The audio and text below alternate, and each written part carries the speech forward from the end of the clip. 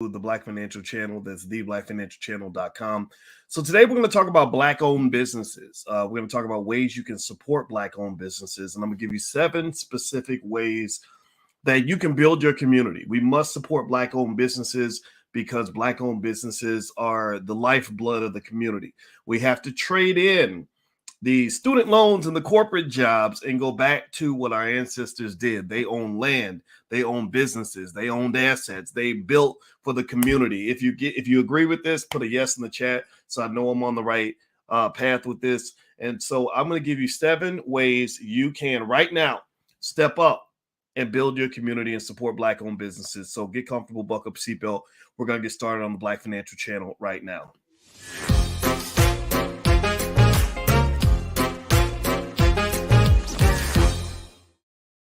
Hey, what's going on, guys? Welcome to the Black Financial Channel. That's theblackfinancialchannel.com. My name is Dr. Boyce Watkins. I am your friendly neighborhood finance professor. On the Black Financial Channel, we talk about Black wealth and economics every single day, sometimes as much as 10 times a day under one condition. The condition is that we are Black first. Black first means that we care about our community. Black first means we educate our kids. Black first means we prepare our children for the future. Black first means we build wealth. Black first means we open up books. Black first means that we believe in powernomics. Black first means that we want to win. If you agree with this philosophy, if this makes sense to you, put a hashtag B and the number 1 in the chat, hashtag B1. All right, guys, so I'm going to be really quick today. I'm not going to take a lot of your time, but I wanted to give you something very specific and clear that I think can help you in your journey. How many of you, give me a yes or no, how many of you believe in Black-owned businesses? Give me a yes or no. How many of y'all want to see Black businesses win? Give me a yes in the chat. Let's be very conscious, very intentional, very deliberate about who we are, what we believe in. How many of you want to see Black-owned businesses on top of the pile? How many of y'all want to see our kids running billion-dollar, trillion-dollar companies? How many of y'all want to see our people ahead of the curve? Put a yes in the chat if that is who you are and that's what you believe, because that's what we're fighting for right now. Good. Thank you for your yeses. I see Valencia and Bezzy and Chuki and Dion and Atlanta's Black Wall Street and Michael Crystal Smith. Good to see you. All right. So let me share something with you guys. All right. So today I was working on this book that I'm putting together. The book is I've been working on it for a couple of years now. It's called The 10 Commandments of Black Economic Power. And in this book, my goal is to lay out 10 simple frameworks that will allow us to not just be equal to white folks, not just catch up with everybody else. I'm talking about dominate. I'm talking about blow it out the water. I'm talking about do a Usain Bolt on their asses. I'm talking about be so great, so extraordinary that even the Jewish community is looking at us and saying, my Lord, how do these people own all the assets? This is easy for me to do. This is easy for me to see because you guys know I've been teaching college students for 30 years. I've been teaching finance at Syracuse University, the Ohio State University, etc. So this is what I do. This is what I know. And I'm telling you, the formula is there. And the best part about it is that it's very, very simple. It's not hard to do. So what I'm going to do is I'm going to pull up this post. I put a post on LinkedIn. If you want to follow me on LinkedIn, feel free to do that. I have a newsletter called the Dr. Boyce Breakdown on LinkedIn, so feel free to do that. But y'all know me. I'm on every platform, LinkedIn, Spotify, YouTube, everywhere else. So just subscribe to the different platforms, and you'll get a chance to get a lot of information that I like to share with you. All right, so here are 7 ways you can support Black-owned businesses and build your community. This is important because before integration, we owned businesses, we owned land, we owned assets because we didn't think white folks were coming to save us. What happened was after integration, we were trained to trade in the businesses for student loans. Now, a lot of y'all are drowning in student loan debt. Give me a yes in the chat if you've been hit by the student loan nightmare that's affected this whole country. After integration, we traded in the land ownership for corporate jobs. How many of y'all are tired of the corporate plantation? Give me a yes in the chat if you've experienced the pain of the corporate plantation, the racism, you've seen the microaggressions, the mistreatment, the lack of opportunity, all these other things. So what I'm saying to you is that we got to go back. We have to reverse course. We must reverse course as a community if we're going to succeed. Reversing course means going back to the basics. People like Kiyosaki, who wrote Rich Dad, Poor Dad. I like the guy. He's good. And one of the points that he makes that I agree with 100% is he said, he had his poor dad who taught him how to go work for other people and how to do a good job. Then he had his rich dad who said, well, the reason you learn how to do a good job is so you can do a good job for somebody who knows how to make money. So his rich dad said, why would you spend all your time learning how to do a good job when you can instead spend your time learning how to make money? So what I'm saying to you is your kids don't need to just learn how to go do a good job. They need to learn how to make money. Teach them how to make money, right? So here's the other thing too. For Black-owned businesses to succeed, for us to have economic power through the ownership of business, which is pretty much the only way that happens in a capitalist society, you're going to have to support the businesses. One of the problems you have in the Black community is you have what I call bad economic soil. A lot of your businesses die because nobody supports Black-owned businesses. White folks boycott Black-owned businesses. Black folks boycott Black-owned businesses. So who do Black-owned businesses have to lean on? Banks don't loan money to Black-owned businesses. This is why I say when you go vote for a politician, ask them, all right, what are you doing to support Black-owned businesses? How many trillions of dollars are you going to make available in funding so that these Black-owned businesses can be successful? What is your Marshall Plan for Black-owned businesses? Where are your PPP loans for Black-owned businesses? Well, if I'm a business owner and I got a good business that's making a good $20,000 a year, can I go get a $300,000 loan so I can scale up my business model and get the training and support I need so that my business can grow? These are the questions you must ask, because the number one employer of Black people, percentage-wise, is Black-owned businesses. Black-owned businesses are very quick to hire Black people. So if you're looking for jobs, you got to support your businesses. Do you agree? Give me a yes in the chat if you follow what I'm saying. I try not to talk too fast, but I talk fast when I get excited. I hope that's okay. All right. So here are a few things you can do to support Black-owned businesses. I'm going to give you 7 things you can do. Feel free to write it down. If you don't want to write it down, just save the video, share it, whatever the case may be. Number 1. Buying from the business is obvious, right? A lot of you know that to support Black-owned businesses, you want to be very conscious. That's what we call being economically woke. Consciousness is a state of awareness of your surroundings. That's what consciousness means. We talk about being conscious. I'm in the conscious community, or we talk about being woke. Well, what does it mean to be woke? Woke means you're looking around, you know what's going on. Well, a lot of times when it comes to that 1.6 trillion in so-called spending power you have, first of all, there ain't no such thing as 1.6 trillion in spending power, because there ain't much power in spending. You understand what I'm saying? Stop calling it spending power and instead call that investing power. And the thing about being Black is that you got to be a double investor. You invest when you invest, but you should be investing when you spend. So you invest when you buy stocks and real estate and everything else. And that's why I told you guys as a mandate, I believe every Black child should own stock when they're a little baby, right? We've talked about the $5 a day plan, things like that. You can go to blackmoneyminute.com if you want a copy of an ebook where I show you how to do that. I'm going to put the URL on the screen. But also remember, when you spend, you're also investing. Because when you put that money into a business, they're going to take that money, they're going to invest that money somewhere. They're going to invest it in employees, they're going to invest it in infrastructure, whatever the case may be. So that Black-owned business is more likely than, say, a Walmart or an Amazon or a Target to take your money and put it right back into your community, right? So if you're smart and you're Black, which all of you are, this is a platform for intelligent Black people. If you're smart and you're Black, then you know that you can not only invest when you invest, but you can invest when you're spending too. So buying products from Black-owned businesses is an investment in the community. That's very important for us to be conscious and economically woke about where we're spending our money, because your money's power. And the reason you may feel powerless sometimes is because you've been trained to give your power away. We're fighting the brainwashing here. This is very important. Number 2, marketing. If you market your business to other or your favorite Black-owned businesses to other people, that's very important. Word of mouth marketing is extremely valuable. Customer testimonials are extremely valuable. If you go to a Black-owned business and you love it, shout that to the world. Let everybody know. Don't keep that to yourself. If they make the best barbecue ribs you've ever tasted, then tell everybody on Facebook. If you got a new pair of shoes from Lil Pookie and them down the street and you love those shoes, then say, I love these shoes I got from @PookieShoes.com, whatever, right? Tell everybody how much you love that Black-owned business and what they did for you, because this sort of marketing is extremely important. Marketing tends to take money. A lot of Black businesses are extremely undercapitalized, which is why your word of mouth marketing and letting people know about that business is really powerful. That's why, for example, when I've talked to celebrities, I've had celebrities reach out about Powernomics plans and things like that, because I talk to Dr. Claude Anderson every week. And in case you haven't read his book, Powernomics, everybody should read it. Everybody needs to read that book. And one of the things I tell them is I tell the celebrities, look, I don't need your money. I don't want your money. You ain't got to write a check to me. I need your influence. I need your reach.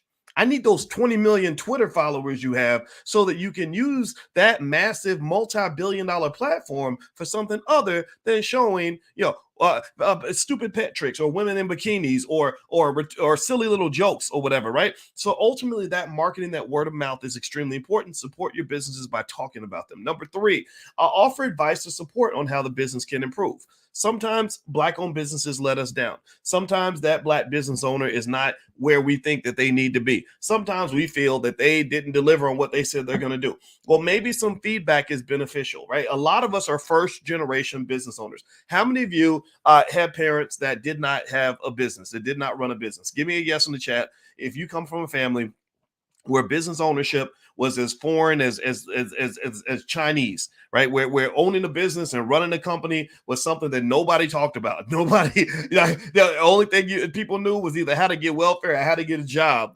I don't know if any of y'all went through that, but a lot of us did. So a lot of us are first generation business owners. So that feedback, that advice, that information is extremely important. Here's a strength Black people have that's really important for us to leverage, which is we have a tremendous amount of human capital. Human capital means that the reason that people love to hire us is because we're smart. Going all the way back to slavery, we knew how to do all different kinds of things on the plantation. So we were we were an important commodity. Well, on the corporate plantation, you're a valuable commodity too. How many of y'all have a skill? How many of y'all have got a master's degree in nursing? Or that MBA, or you got that degree in engineering, or you have that associate's degree in something that is making you the most valuable person on the team, right? We're really, really important in that way, right? So we're smart. We have a lot of great ideas. We have a lot of great training. Black women are the most, and I'm not making this up, the Black women are the most educated group of people in America. Did y'all know that? I hope y'all knew that. If you don't know now, you know. So ultimately, why not apply that human capital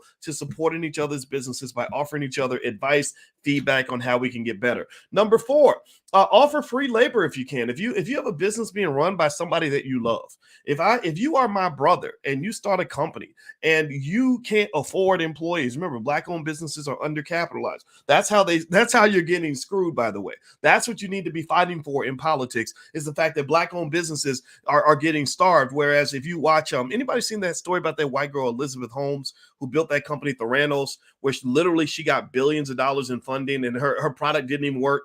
Like she didn't have proof of concept. She didn't even made a nickel, hadn't even shown any ability to deliver what she was going to deliver, but she got billions in funding. But there's a lot of companies out there like that. Black-owned businesses, it's crazy. You can have a Black business that's making hundreds of thousands of dollars a year. Your profitability rate is through the roof. You're just killing it, nailing it. Growth is outrageous. And the bank is still like, we don't know if we want to loan you any money. We got to think about it. We just don't know. You're too risky. What's risky about me other than the color of my skin, right? So this kind of discrimination does occur. A lot of Black businesses are underfinanced. So a lot of times the ability to go hire the people they need to hire is somewhat limited. Well, sometimes you can fill in the void.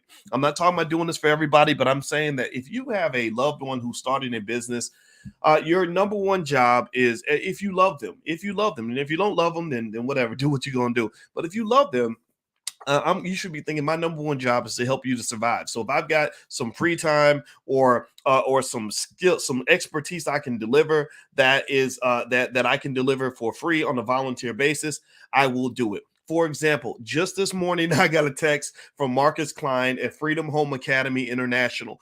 Freedom Home Academy International, it's not so much a business per se, but it's a great school. It's an extraordinary school built by Black people that is educating Black kids at a level that is better than Harvard. Do you hear me? You look this school up, Freedom Home Academy International. I visited this school. You had 8-year-olds doing work that college freshmen can't do. And why can't this school get money?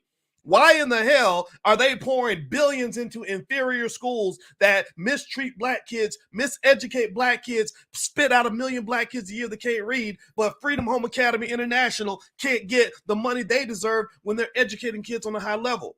Well, a lot of it's because there's something more sinister at hand that you're not aware of. Maybe you're not acknowledging this, or maybe somebody taught you that racism doesn't exist. But the reality is that they don't really want you to be ahead of the curve. Like Dr. Claude Anderson said to me the other day, he said, white folks are homicidal. They're not suicidal. Now, if you're white, don't think I hate you. I don't hate you. But look at the history now. You got to look at your history. He said, why in the world do we have the descendants of slave masters teaching the descendants of slaves. That's crazy right there. That don't even make no sense. So ultimately, my point is to say that when I talked to Marcus this morning, because he's got a black owned entity that I love and support, and because I want to see him succeed, when he said, hey, can you come speak? Marcus may not know. Maybe Marcus is going to see this video, but brother, you need to know this right now. I'm not charging you a nickel.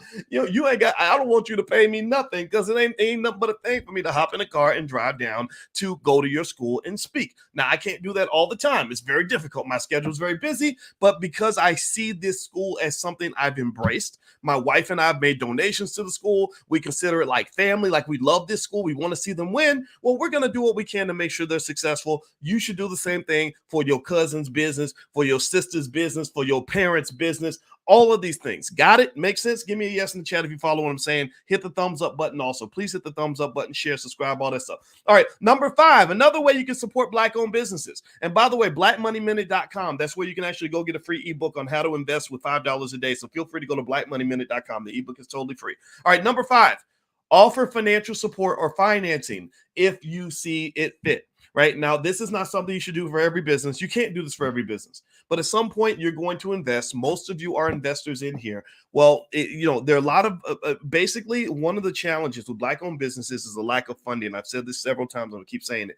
So one of the things you can do as a family is figure out how to help the business get the money that it needs to succeed. So one of the things that I teach in the seminars that I do, and we're doing a few of these seminars. Actually, if you go to boycewatkins.com or hit the link in the bio, you can actually come to one of the live events. We're going to go to Chicago in May. We're going to be at the Essence Fest in July. We're going to go to, of course, you got the All Black National Convention in October and a few other events. And so one of the things that I actually teach the students is the 3 C's of building an economy, the 3 markets that you have to create: a market for capital, a market for contractors, and a market for customers. And one of the things that we showed is that in that space, in your family, if you have a group of people who understand how to run a business, how to support a business, how to fund a business, how to get a business what it needs, you can actually create lots of great, amazing things right there in that small group of people that you have. You need about maybe 3 to 5 people or more. If you do that, then you can get everything a business needs. So that 5th point is, if you can raise the money to make sure the business is properly funded, that does a lot. Most businesses don't die due to a lack of profitability. Did y'all know that? Most businesses don't die because they're not profitable. In fact, a lot of business owners don't even want to be profitable, because the more profitable you are, the more taxes you pay. So a lot of business owners don't even care about being profitable. You know what matters? Cash flow. Cash flow. Most businesses die not from a lack of profitability. They die from a lack of cash flow.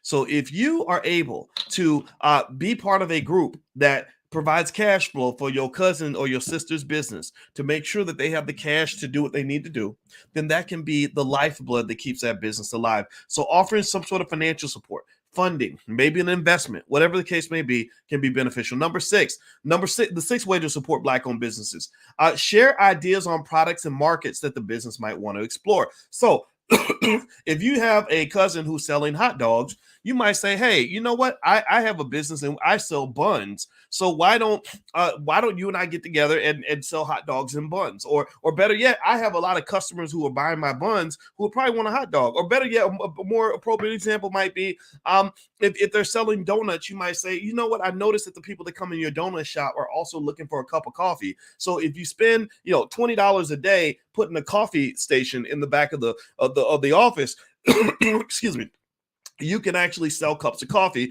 for a certain amount of money and make a nice profit off that, right? So ultimately, ideas are really important and powerful fuel for the growth of a business, right? Telling them either new things they can sell or new people they can sell things to can literally make the difference between a business being flat and a business actually growing. Amazon, when Amazon realized, think about this, when Amazon was started, Jeff Bezos sat there in a class on how to build a library or something, right? And he sat there with the librarians taking notes on how to create a bookstore.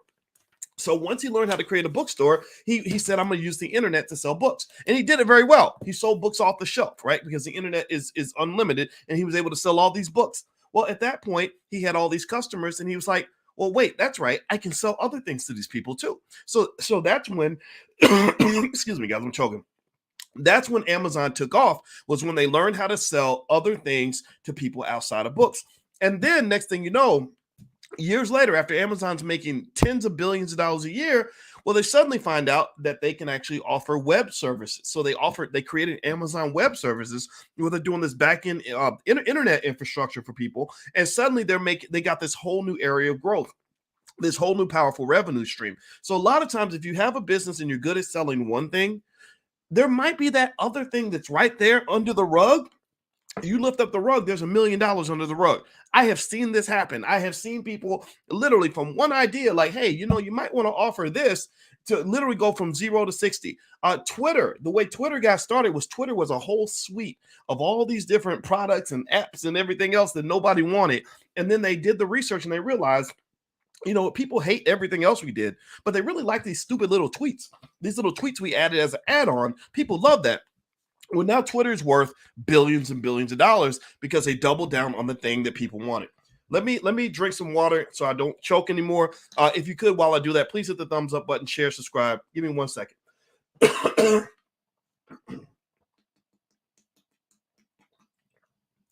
Okay. I hope y'all can forgive me for choking.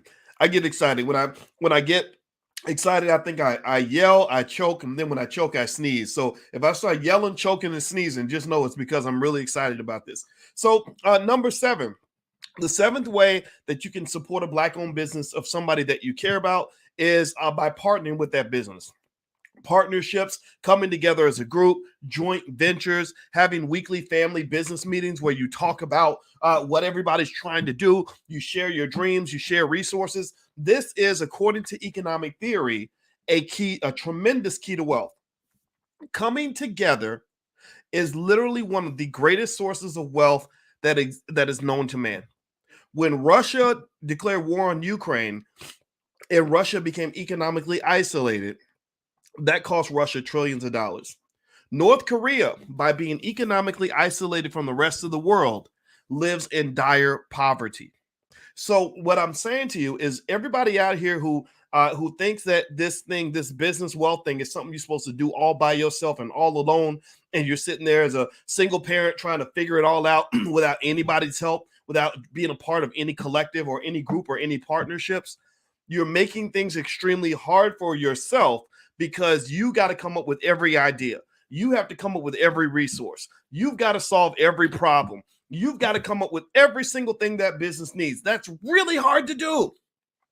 Apple is not a business that was created by one person or maintained by one person. Steve Jobs was the initiator, but there are tens of thousands of people who all work together to make Apple into the $3 trillion company that it is.